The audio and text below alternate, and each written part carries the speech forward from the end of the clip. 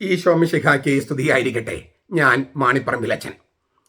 ഇന്നലെ നമ്മൾ തോമാസ് ലീഗയുടെ വിശ്വാസ പ്രഖ്യാപനം വിവിധ ഭാഷകളിൽ ഗ്രീക്ക്, ഹീബ്രു, അരാമിക, സുറിയാനി, ലത്തീൻ ആ ഭാഷകളിൽ അതിൻ്റെ പ്രാധാന്യവും അന്ന് ഈ ഭാഷകൾക്ക് പ്രാധാന്യം ഉണ്ടായിരുന്നതും ഇന്നും അതിൻ്റെ പ്രസക്തിയൊക്കെ നമ്മൾ ഇന്നലെ കണ്ടു.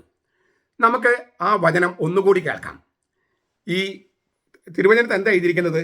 തോമ അവനോട്, അതായത് ഈശോയോട് പറഞ്ഞു, എൻ്റെ കർത്താവേ, എൻ്റെ ദൈവമേ.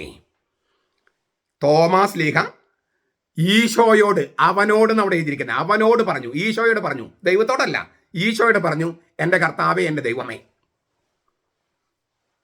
അത് ഹീബ്രു ഭാഷയിൽ എങ്ങനെ വരും? ഗ്രീക്കിൽ നമ്മൾ കണ്ടതാണ്, ഹീബ്രുവിലും കണ്ടതാണ്. ഹീബ്രുവിൽ എങ്ങനെയാ വരിക? അദോണി വാ എലോഹായി. അദോണി, അദോണി എന്ന് പറഞ്ഞാൽ എൻ്റെ കർത്താവ്, യാഹ്വേ. യാഹ്വേ എന്ന് എഴുതിയാലും അദോണി എന്ന് ഉച്ചരിക്കുക. അപ്പോൾ എൻ്റെ യാഹ്വേ, എൻ്റെ എലോഹിം എന്നാണ് തോമാസ് ലീഹ ഈശോയോട് പറഞ്ഞത്. എന്താണ് ഇതിൻ്റെ പ്രസക്തി? വളരെ പ്രസക്തിയുണ്ട്. ഇത് നമ്മൾ തിരിച്ചറിയാത്തത് കൊണ്ട് നമ്മുടെ നാട്ടിലുണ്ടായ ഒരു പ്രശ്നം എന്താണ്? യഹോവ സാക്ഷികൾ. എന്താണ് യഹോവ സാക്ഷികൾ പറയുന്നത്? ഈശോ ദൈവമല്ല, വെറും ദൈവപുത്രൻ മാത്രമാണ്. ഈശോ ദൈവമല്ല, ദൈവപുത്രൻ മാത്രമാണെന്നാണ് യഹോവ സാക്ഷികൾ പ്രചരിപ്പിക്കുന്നത്. അവർ പ്രചരിപ്പിക്കുന്നതിന് കടകവിരുദ്ധമാണ് തിരുവചനം, ബൈബിൾ പറയുന്നത്, അവരുടെ ബൈബിൾ അടക്കം. അപ്പോൾ ചിലപ്പോൾ നിങ്ങൾ പറയും, അവിടെ ദൈവം എന്ന് പറഞ്ഞത് ഒരു ദേവൻ എന്ന അർത്ഥത്തിലാണ്, ഒരു ലെസർ ഗോഡ്. അതുപോലെ കർത്താവ് എന്ന് പറഞ്ഞത് വെറും ഒരു സാർ എന്ന അർത്ഥത്തിലാണ് എന്നൊക്കെ ചിലപ്പോൾ നിങ്ങൾ പറയുമായിരിക്കും, യഹോവ സാക്ഷികളും പറയുമായിരിക്കും. നിങ്ങൾ ഗ്രീക്ക് ഒന്ന് വായിച്ചു നോക്കിയാൽ ഹോ ക്യൂരിയോസ് മു എന്നാണ് അവിടെ. ഹോ ക്യൂരിയോസ്, ഏതെങ്കിലും ഒരു കർത്താവല്ല, ആ കർത്താവ്, ഏക കർത്താവ്. ഹോ എന്ന് പറഞ്ഞാൽ ഡെഫിനറ്റ് ആർട്ടിക്കിളാണ്. ദ എന്ന് ഇംഗ്ലീഷിൽ പറയുന്ന ഡെഫിനറ്റ് ആർട്ടിക്കിൾ, ഗ്രീക്കിൽ ഹോ. അതുപോലെ തന്നെ ഹോ തെയോസ് മു എന്നാണ് ഗ്രീക്കിൽ. തെയോസ് എന്ന് ഡെഫിനറ്റ് ആർട്ടിക്കിൾ ഇല്ലാഞ്ഞിട്ടല്ല, അവിടെയുണ്ട് ഹോ തെയോസ്, ദ ഗോഡ് എന്നാണ് ശരിക്കും ഇംഗ്ലീഷിൽ പറഞ്ഞാൽ. പക്ഷേ ഗോഡിന് മുമ്പിൽ ദ വയ്ക്കാത്തത് കൊണ്ട്, ഗ്രാമർ അനുസരിച്ച് വയ്ക്കാത്തതുകൊണ്ട് നമ്മൾ ചെയ്യുന്നതാണ്. അവിടെ ഹോ തെയോസ്, ഏതെങ്കിലും ദേവനല്ല, ആ ദൈവം. അപ്പോൾ ശരിക്ക് തർജ്ജമ ചെയ്താൽ ഗ്രീക്കിൽ ഉള്ള, അതാണ് തിരുവചനം, തിരുവചനം ഗ്രീക്കിലാണ് എഴുതപ്പെട്ടിരിക്കുന്നത്. ഗ്രീക്കിലെ തിരുവചനം ശരിക്ക് തർജ്ജമ ചെയ്യുകയാണെങ്കിൽ എൻ്റെ ആ കർത്താവേ, എൻ്റെ ആ ദൈവമേ എന്നാണ്. എൻ്റെ ആ കർത്താവ്, ഏത് കർത്താവ്? പഴയ നിയമത്തിലെ യാഹ്വേ. എൻ്റെ ആ ദൈവമേ, പഴയ നിയമത്തിലെ ആ ദൈവം, ഏകസത്യ ദൈവം. എൻ്റെ ഏക കർത്താവും ഏകസത്യ ദൈവവുമായ ഈശോയെ എന്നാണ് തോമാസ് ലീഹ ഈശോയുടെ മുഖത്ത് നോക്കി പറഞ്ഞത്. അപ്പോൾ യഹോവ സാക്ഷികളോട് പറയുകയാണ് തോമാസ് ലീഹ, നിങ്ങൾക്ക് വലിയ തെറ്റ് പറ്റിയിരിക്കുന്നു. ഈശോ കർത്താവും ദൈവവുമാണ്. പഴയ നിയമത്തിൽ യാഹ്വേ എന്ന നാമത്തിൽ വെളിപ്പെടുത്തിയ കർത്താവ് പുതിയ നിയമത്തിൽ യേശുവ എന്ന യേശുവാണ്. പഴയ നിയമത്തിൽ എലോഹിം എന്ന വാക്കുകൊണ്ട് നമ്മൾ ആരെ വിളിച്ചിരുന്നുവോ ആ ദൈവം, അതാണ് ഈശോ. അപ്പോൾ അതിനകത്ത് അർത്ഥം ദൈവം പരിശുദ്ധ തൃത്വമാണ് എന്നാണ്. പരിശുദ്ധ തൃത്വമാണ്, ദൈവം ദൈവമാണ്, ഈശോയും ദൈവമാണ്, പിന്നെ പരിശുദ്ധാത്മാവും ദൈവമാണ്. അപ്പോൾ മൂന്ന് ദൈവങ്ങളല്ല, ഒരൊറ്റ ദൈവം, മൂന്നാളുകൾ. ആള് എന്നതുകൊണ്ട് എന്താണ് അർത്ഥമാക്കുന്നതെന്ന് ഞാൻ കഴിഞ്ഞ ആഴ്ചയിൽ ഒരു വീഡിയോയിൽ പറഞ്ഞിട്ടുണ്ട്. അപ്പോൾ അതുകൊണ്ട് അതിലേക്ക് കടക്കുക. നമ്മൾ വിചാരിക്കുന്ന തരത്തിലുള്ള ആളല്ല എന്നൊക്കെ. ഈ എൻ്റെ ദൈവമേ, എൻ്റെ കർത്താവേ എന്നുള്ളത് നമ്മൾ പഴയ നിയമത്തിൽ നോക്കുകയാണെങ്കിൽ സങ്കീർത്തനം 35:23 നോക്കിയേ. സങ്കീർത്തനം 35:23, എൻ്റെ ദൈവവും എൻ്റെ കർത്താവും ആയിട്ടുള്ളവനെ എന്നാണ് അവിടെ എഴുതിയിരിക്കുന്നത്. എൻ്റെ ദൈവവും എൻ്റെ കർത്താവും ആയിട്ടുള്ളവനെ.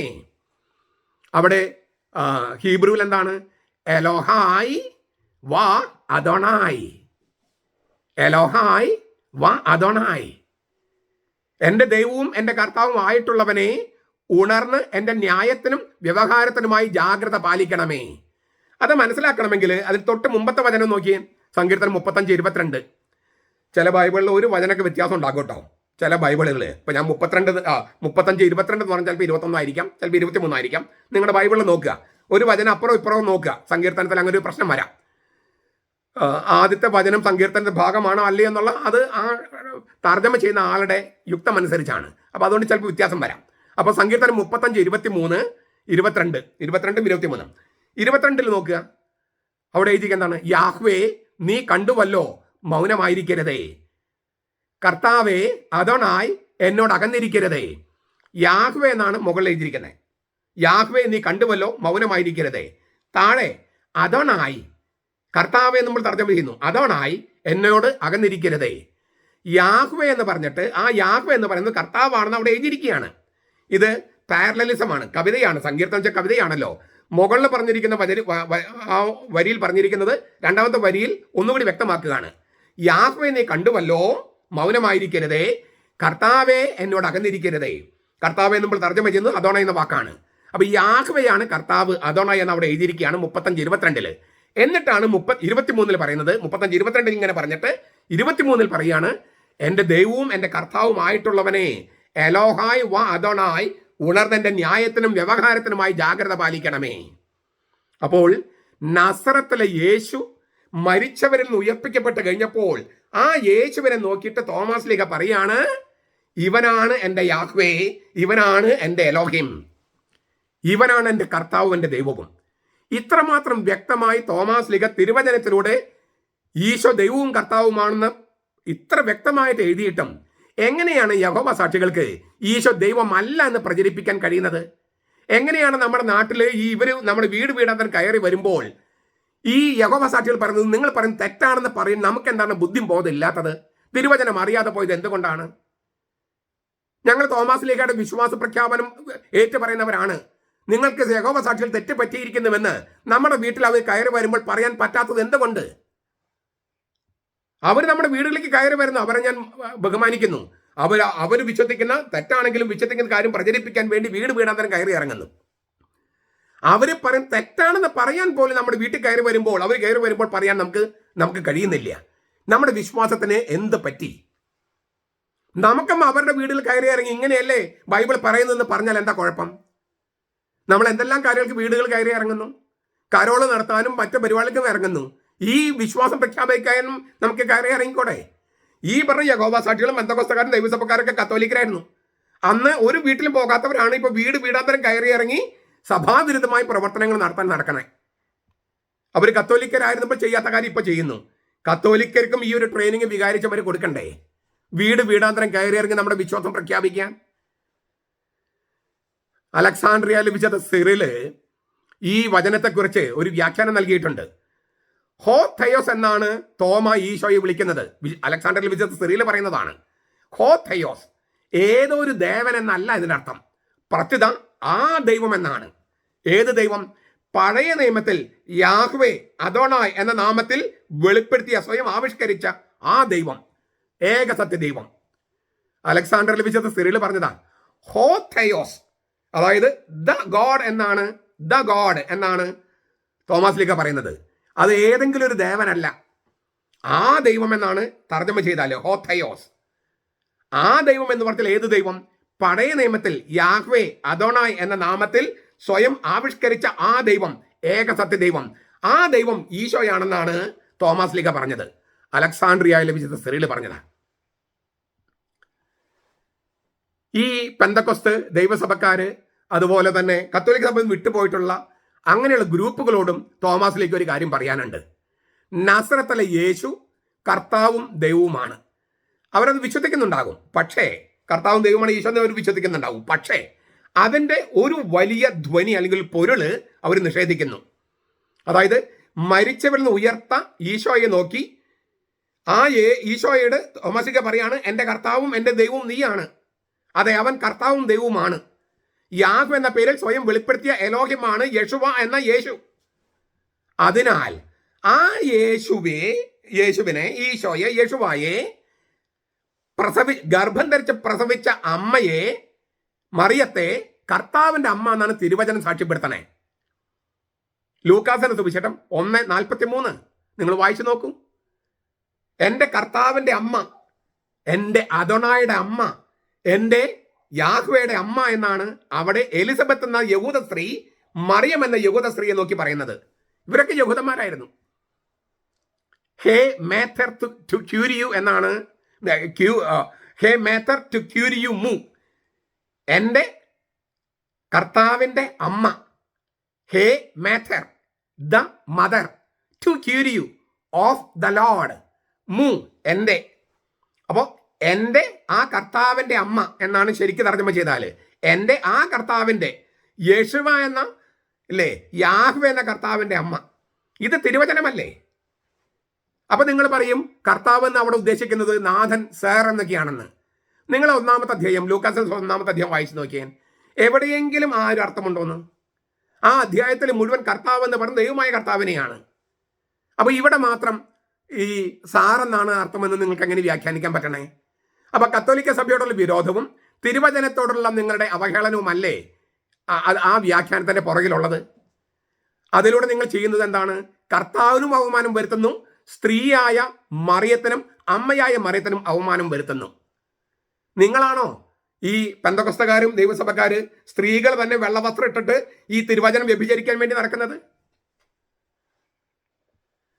അദോണിയുടെ അമ്മ എം അദോണി എന്നാണ് ഹീബ്രുവില്. എം അദോണി യാഹ്വയുടെ അമ്മ. ലത്തീനില് മാഥർ ഡോമിനി മെയ് എൻ്റെ കർത്താവിൻ്റെ അമ്മ. ഇത് തിരുവചനമാണ്. ലൂക്കാസിന്റെ സുവിശേഷം 1:43 ഞാൻ പറയുന്നത്. സുറിയാനിയിൽ പറയുമ്പോഴോ എമ്മേ ഇത് മാറി. അപ്പോ ഒരു പെന്തക്കോസ്തക്കാരൻ വന്നിട്ട് പറയാണ് മാർ എന്ന് പറഞ്ഞാല് ടാർണിഷ് എന്നാണ് അർത്ഥം. മാറെന്ന് വെച്ചാൽ ഇംഗ്ലീഷിൽ. എന്ത് വിവരമുണ്ട് ഈ പെന്തക്കോസ്തക്കാരന്? നമ്മുടെ കമന്റ് ബോക്സിൽ ഇട്ടിരിക്കുന്നതാണ്. മാർ എന്ന് പറഞ്ഞാല് ഇല്ലേ, മാർ എന്ന് പറഞ്ഞ മോശാർത്ഥമാണ്, ടാർണിഷ് എന്നുള്ള അർത്ഥമാണ്. അവർക്ക് സുറിയാനി അറിയോ? അരാമിയ അറിയോ? കർത്താവ് സംസാരിച്ച ഭാഷ. ഹീബ്രു അറിയോ? ഗ്രീക്ക് അറിയോ? മാർ എന്ന് പറഞ്ഞാൽ മോശം അർത്ഥമാണെന്നൊക്കെ വ്യാഖ്യാനിക്കാനായിട്ട് ഈ പെന്തക്കോസ്തക്കാർക്ക് എങ്ങനെ കഴിയുന്നു? ഇത് മാറി എന്നാണ് സുറിയാനിയിൽ. പിശീത്ത സുറിയാനി 5-ാം നൂറ്റാണ്ടിൽ തർജ്ജമ ചെയ്തതാണ് ബൈബിള്. ആ ബൈബിളാണ് പലതരം വ്യാഖ്യാനിക്കാൻ നമ്മുടെ ഉറവിടം. കാരണം കർത്താവ് സംസാരിച്ച ഭാഷയാണ് ഈ അരാമിയ സുറിയാനി. അതിനോട് ചേർന്ന് വരുന്നതാണ്. ഈ അരാമിയ ഭാഷ എഡേസയിൽ വികാസം പ്രാപിച്ചപ്പോൾ പാലസ്തീനിലെ അരാമിയ ഭാഷ എഡേസയിൽ വികാസം പ്രാപിച്ചപ്പോൾ ലഭിച്ച രൂപമാണ് ഈ പറഞ്ഞ സുറിയാനി. അതിനാൽ എലിസബത്ത് പറഞ്ഞിരിക്കാൻ സാധ്യതയുള്ളത് ഇത് മാറി എന്നാണ്. ഇത് മാറി. അപ്പൊ ഈ പെന്തക്കോസ്ത പാസ്റ്റർ മാർ എന്ന് പറഞ്ഞാൽ മോശമാണ് എന്ന് പറഞ്ഞ് നടക്കുമല്ലോ. മാർ തോമ എന്ന് പറഞ്ഞാൽ അത് മാർ എന്ന് പറഞ്ഞാൽ മോശമാണ്. സുറിയാനി കർത്താവ് സംസാരിച്ച ഭാഷ അരാമിയ ഭാഷ അറിയാത്ത സുറിയാനി അറിയാത്തവര് കർത്താവിനെ അവമാനിക്കുക, മറിയത്തെ അവമാനിക്കുക. എന്നിട്ട് തിരുവചനം ഞങ്ങൾക്ക് അറിയുള്ളെന്ന് പറഞ്ഞ് വീട് വീടാന്തൽ കയറി ഇറങ്ങി കർത്താവിനും മറിയത്തിനും സ്ത്രീകൾക്കും അമ്മയ്ക്കും എതിരെ സംസാരിക്കുക. അവിടെ എലിസബത്ത് പറഞ്ഞിരിക്കുന്നത് പരിശുദ്ധാത്മാവിനാൽ പ്രചോദിതയായിട്ടെന്ന് എഴുതിയിട്ടുണ്ട്. പരിശുദ്ധാത്മാവിലെ പ്രചോദിതയായി എലിസബത്ത് എന്ന യഹൂദ സ്ത്രീ മറിയം എന്ന യഹൂദ സ്ത്രീയെ വിളിക്കുന്നത് ഇത് മാറി, എൻ്റെ കർത്താവിൻ്റെ അമ്മ എന്നാണ്. ഇതും തോമാസ്ലിംഗമായ ബന്ധം ഞാൻ പറഞ്ഞു കഴിഞ്ഞു. എൻ്റെ കർത്താവെ, എൻ്റെ ദൈവമേ എന്ന് വിളിക്കുന്നത് ഈശോയെയാണ്. ആ ഈശോയെ ഗർഭം ധരിച്ച് 10 മാസം ചുമന്ന് പ്രസവിച്ച് പാലൂട്ടിയ അമ്മയാണിത്. എന്നിട്ട് ആ അമ്മയെ മൊട്ടത്തോടാണെന്നും പറഞ്ഞ് പ്രചരിപ്പിച്ച് നടക്കാൻ നിങ്ങളെ പിശാച് പ്രേരിപ്പിക്കുന്നത് എന്തുകൊണ്ട്?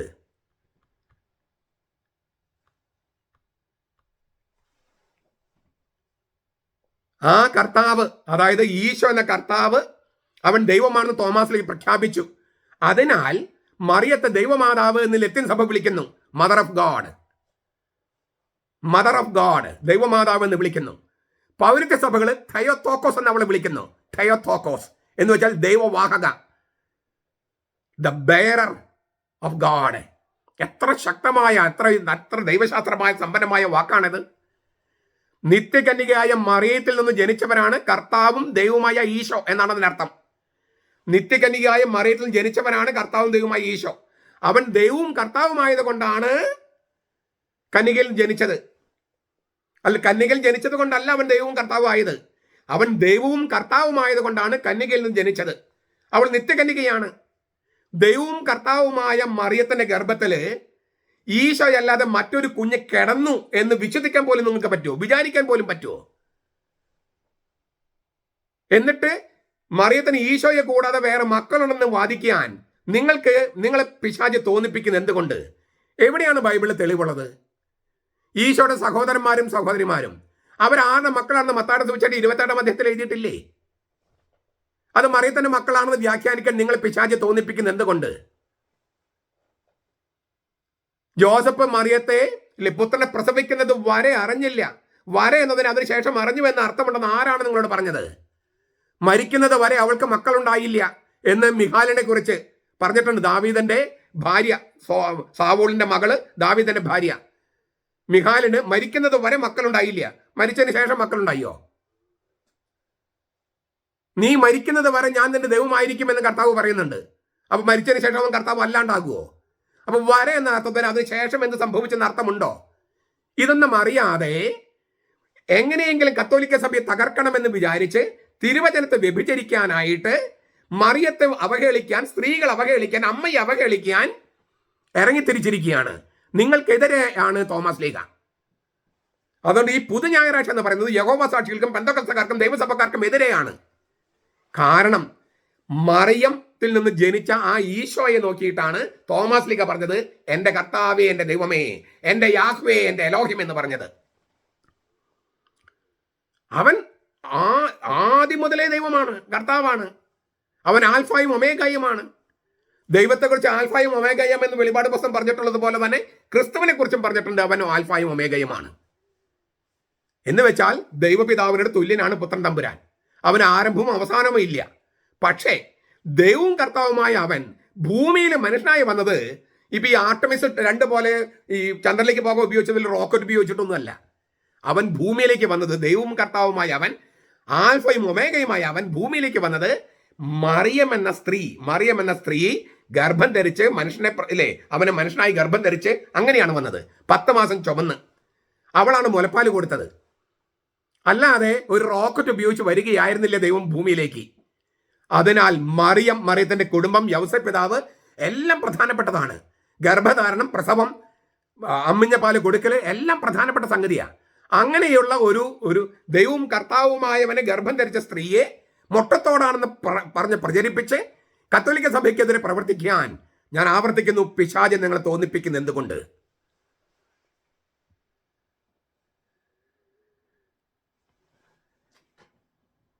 കുടുംബത്തിൽ ശിശുവായി മാതാപിതാക്കളെ പരിലാളന ഏറ്റ് ആണ് ദൈവം മനുഷ്യനായത്. നമ്മുടെ കുടുംബത്തിൽ എന്തുമാത്രം ശക്തമായി നമ്മുടെ കുടുംബ ബന്ധം നിൽക്കണം എന്നെല്ലാം തോമസ് ലീഗ ഇതിലൂടെ പ്രഖ്യാപിക്കുന്നുണ്ട്. കാരണം അവൻ എൻ്റെ കർത്താവേ, എൻ്റെ ദൈവം എന്ന് പ്രഖ്യാപിച്ചത് ആരെയെക്കുറിച്ചാണോ അവൻ ഭൂമിയിൽ മനുഷ്യനായി വന്നത് ഇതുപോലൊരു കുടുംബത്തിലാണ്. ആ കുടുംബത്തെ തകർക്കാനായിട്ട് ശ്രമിക്കുന്ന സകല ശ്രമങ്ങളെയും നമ്മൾ എതിർത്ത് തോൽപ്പിക്കേണ്ടതുണ്ട്. അത് ഗർഭഛിദ്രമാകട്ടെ, ദയാവധമാകട്ടെ, കൃത്രിമമായ ഗർഭനിരോധന മാർഗങ്ങളാകട്ടെ, അക്രമമാകട്ടെ, പിന്നെ എനിക്ക് ഈ ജോലി മതി, കല്യാണം വേണ്ട, മക്കൾ വേണ്ട എന്നെല്ലാം പറയുന്ന ഇപ്പോഴത്തെ ഈ പുതിയ ഫിലോസഫികളൊക്കെ നമ്മൾ എതിർത്ത് തോൽപ്പിക്കേണ്ടതുണ്ട്. കാരണം അതെല്ലാം ദൈവത്തിനെതിരാണ്, ദൈവവചനത്തിനെതിരാണ്, തോമസ് ലീഗയുടെ വിശ്വാസ സത്യത്തിനെതിരാണ്. ചെറിയ കാര്യങ്ങളല്ല തോമസ് ലീഗ പറഞ്ഞത്. അതിനാൽ കർത്താവിൻ്റെ സർവശക്തി എന്ന് പറയുന്നത് ഏറ്റവും ചെറുതാകാനുള്ള കഴിവ് കൂടിയാണ്. നമ്മളും ഈ പറഞ്ഞ അവൻ കർത്താവാണ്, അവൻ ദൈവമാണെന്ന് പ്രഖ്യാപിക്കുമ്പോൾ ഈ വിശ്വാസം പ്രഖ്യാപിക്കാൻ നമ്മളും ചെറുതാകണം. കാരണം ഇത് എളുപ്പമല്ല. നമ്മൾ വലിയ ആളുകളാണെന്ന് വിചാരിച്ച് ഈ തോമാസിലേക്ക് നേരിട്ട് മാമോസം മുഖ്യെന്നും വിചാരിച്ച് മിണ്ടാതിരുന്നാൽ ഈ പറഞ്ഞ വിശ്വാസ സത്യം പ്രചരിപ്പിക്കപ്പെടുകയില്ല, പ്രഖ്യാപിക്കപ്പെടുകയില്ല. നമ്മളും ഒരല്പം താഴണം. അപ്പോൾ ഈ പെന്തക്കോസ്ത ദൈവസഭക്കാരനൊക്കെ ചിലത് പഠിക്കാനുണ്ട്. അവർ വീടതരം കയറി ഇറങ്ങി പ്രസംഗിക്കുന്നത് അതൊരു മാതൃക നമുക്ക്. പക്ഷെ അവർ പഠിപ്പിക്കുന്ന കാര്യമല്ല നമ്മൾ പഠിപ്പിക്കേണ്ടത്. അവർ ചെയ്തോട്ടെ, അവർ ചെയ്തിട്ട് കുറേ പേര് കർത്താവിൽ ഈ ഒഴുകുന്ന വെള്ളത്തിലൊക്കെ മുങ്ങി യോഹന്നാന്റെ മാമോദീസ അവർ മുങ്ങിക്കഴിയുമ്പോൾ പിന്നെ അവരെ കർത്താവിലേക്ക് കൊണ്ടുവന്ന് ശരിക്കും കർത്താവിൻ്റെ പാർശ്വത്തിൽ ഒഴുകിയ ആ ജീവജലത്തിൽ മാമോദിസം മുക്കി ക്രിസ്ത്യാനികളാക്കാം. അപ്പോൾ അവർ വീടതരം കയറി ഇറങ്ങി അവർ ചെയ്യുന്ന കാര്യത്തെക്കുറിച്ച് എനിക്ക് അഭിമാനമുണ്ട്. കാരണം ആ ധൈര്യം അവർക്കുണ്ടല്ലോ. കത്തോലിക്കരായിരുന്നു അവർക്ക് ഇല്ലാത്ത ധൈര്യം ഇപ്പോൾ ഉണ്ട്. കത്തോലിക്കർക്കും ആ ധൈര്യം ഉണ്ടാകട്ടെ. നമുക്കും വീടതരം കയറി ഇറങ്ങി തോമസ് ലീഗ പ്രഖ്യാപിച്ച വിശ്വാസ സത്യത്തിന്റെ ആഴങ്ങളെ പ്രചരിപ്പിക്കാൻ നമുക്ക് അന്ന് അവർ കത്തോലിക്കരായിരുന്നപ്പോൾ ഇല്ലാത്ത ധൈര്യമാക്കി ഇപ്പം എങ്ങനെ വന്നു? ആ ധൈര്യം നമുക്കുണ്ടാകട്ടെ. സത്യവിശ്വാസത്തെ പ്രതി, സത്യവിശ്വാസത്തിനെതിരല്ല, സത്യവിശ്വാസത്തെ പ്രതി. ഈ ഒരു കാര്യവും ഇത് വളരെ പ്രധാനപ്പെട്ടതാണ്. കാരണം ഈ ക്രിസ്ത്യാനികൾ തന്നെ ഹിന്ദുക്കളുടെ ഔദാര്യത്തിൽ ജീവിക്കണമെന്ന് പറഞ്ഞ് പഠിപ്പിക്കുന്ന PC ജോർജിനെ പോലുള്ളവർ പഠിപ്പിക്കുന്ന ഈ മണ്ടന്മാരായ ക്രിസ്ത്യാനികളുടെ നാട്ടിൽ നമ്മൾ ജീവിക്കുന്നത്. അപ്പം അവിടെയൊക്കെ നമുക്ക് പറയേണ്ടതുണ്ട്, മറിച്ച് പറയേണ്ടതുണ്ട്. ഞാൻ പണ്ട് 2000 ഫോൾട്ട് നാഷണലിസം എന്ന് പറഞ്ഞ ഇംഗ്ലീഷ് പത്രങ്ങളിൽ ഞാൻ ഒരു ലേഖനം എഴുതിയിരുന്നു. ഈ പറഞ്ഞ തെറ്റായ ഈ ചിന്താഗതി ഞാൻ അതിലേക്കൊന്നും കടന്നു പോകുന്നില്ല. 2000 PC ജോർജിനെ പോലുള്ള മണ്ടന്മാർ അന്നും ഇന്നും ഉണ്ടെന്ന് ബോധ്യപ്പെടുത്താൻ വേണ്ടിയാണ് ഞാൻ അന്ന് തന്നെ എഴുതിയത്. ഇംഗ്ലീഷ് പത്രങ്ങൾ എഴുതിയായിരുന്നു. അതായത് ഈ തെറ്റായ ചിന്താഗതികൾ എപ്പോഴാണ് ഹിന്ദുക്കൾ വന്നത്, എപ്പോഴാണ് ക്രിസ്ത്യാനികൾ ഉണ്ടായത്, എവിടെയാണ് ഈ വക കാര്യങ്ങളൊന്നും പഠിക്കാതെ വെറുതെ വായ തോന്നി കോതയ്ക്ക് പാട്ടായിട്ട് നടക്കുന്ന ക്രിസ്ത്യാനികളുണ്ട്. അവിടെയൊക്കെ നമുക്ക് ഈ സുവിശേഷം പ്രഘോഷിക്കേണ്ടതുണ്ട്.